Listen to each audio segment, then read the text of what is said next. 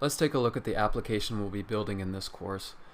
We're going to be building a GitHub Finder application so that users can go to our app. We'll be able to type in a user, a GitHub user, into the input, and when they hit submit, if that user is found by the GitHub API, we'll see a little card, shows their information.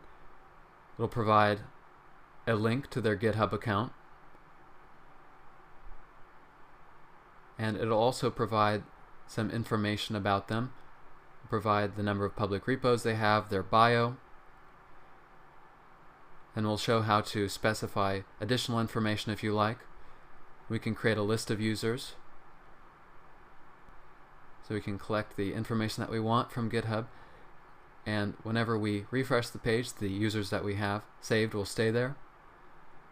So we'll learn how to use some tools that will persist our data.